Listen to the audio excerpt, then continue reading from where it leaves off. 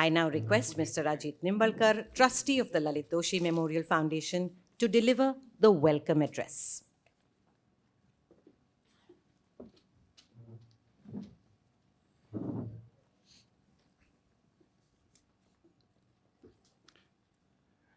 Mr. Das, Madhu Sonik, Bharat Doshi, and friends.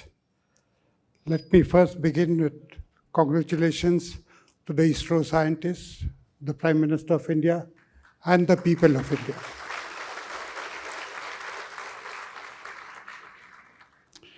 This is indeed an eventful day.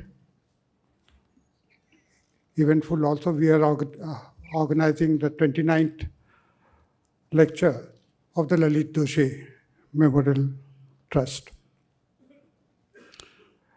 A few words about Lalit, a close friend of mine. We entered St. Xavier's College, Bombay, in 1959, Lalit and myself, along with some of my other colleagues. We were together for the graduation. We passed out in 63. We did our master's from the department. He did it in economics. I did it in political science. We appeared for the UPSC exam. He appeared while doing his master's. I appeared after doing my master's. So I was 1 year junior to him in the service. Both of us were allotted to Maharashtra card. In college itself, Lalit stood out. Xavier's, at that time, was more known for placing students in the private sector, even in films at that time, but a little less in government services. Lalit had scored high marks in the SSC marks, but he preferred arts, he preferred economics. We had eminent principals in St. Xavier's at that time for the Decluse, for the Choreograph, and so, etc. Lalit chose to graduate in economics. I was a political science student. He worked under Professor R.K. Hazari, who later on became the deputy governor of the Reserve Bank. Lalit was his favorite student. After coming into the service also, he was, throughout his life, a simple man, but high-thinking, intellectual person. Irrespective of the post that he occupied, he was available to everybody, right from the peon to the top industrialist. After doing his district tenures, he first went to the MIDC. He was first as deputy CEO and later on became CEO. Then he became CCOM and later on Secretary Industries also.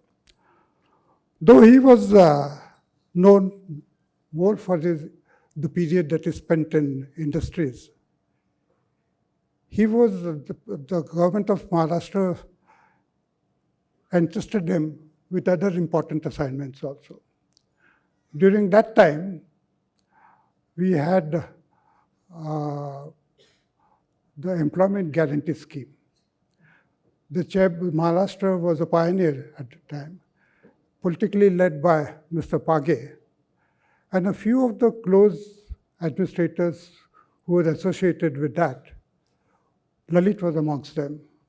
Mr. Venkateshan, another important administrator, was there. And the employment guarantee scheme was so successful that the government of India took it up and implemented it all over the country. Then came the Urban Sealing Act also. Though it was harsh in the implementation, Lalit was entrusted with that job also. And he tried to help people as much as possible, even in the implementation of that act. Later on, the government of India picked him up. In 1985, he was taken in the Petroleum Ministry as Joint Secretary. Uh, Around that time, I was also picked up as Joint Secretary in the Labour Ministry at Government of India. The then Chief Minister, when the orders came, stopped it. And he said, why should good officers go to Government of India? We must retain them here in the state itself. So orders of Lalit and myself were both stopped. It was a blow to us because it would have affected, for no mistake of ours, we would have been blacklisted in Government of India for 3 years. Then Shivaji Rao Nilangekar was the Chief Minister. B.G. Deshmukh was the Chief Secretary at that time. Mr. Deshmukh tried his best to get us released, but he could not do so. Ultimately, I approached Vasant-Dada Patil, who was the mentor of the Chief Minister, and he was, a few months earlier, he was the Chief Minister of Maharashtra. Vasant-Dada, I worked in his secretariat also for some time, was very practical and understood the rules and regulations.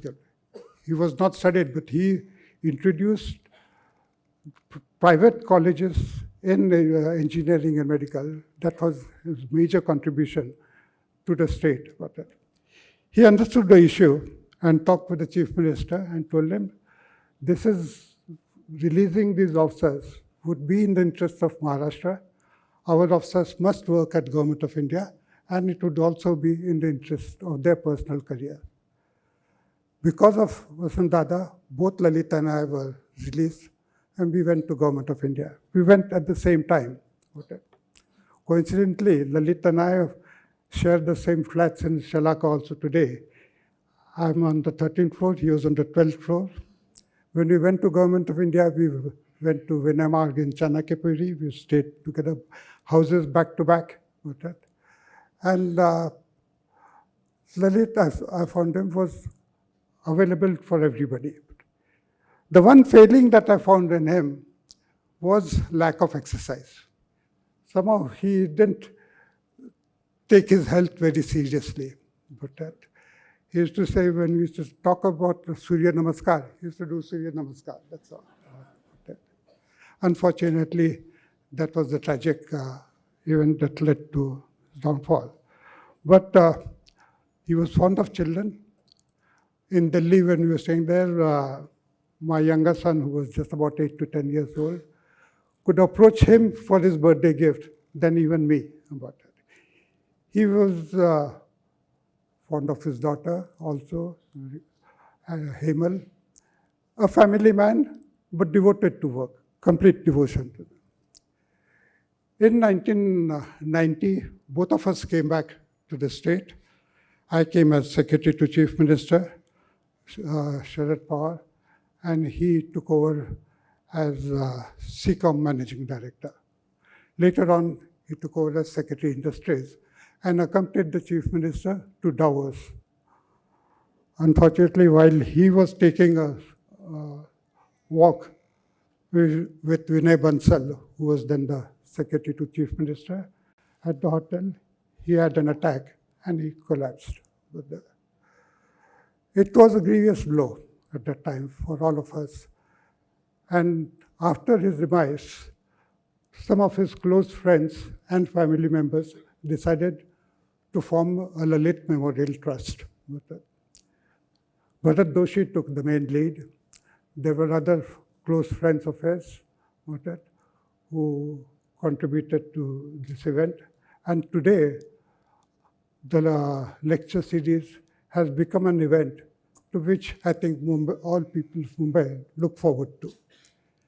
We also have made a contribution to St. Xavier's College, where an event is held in his memory every year, and to Bharda High School also, his school over there.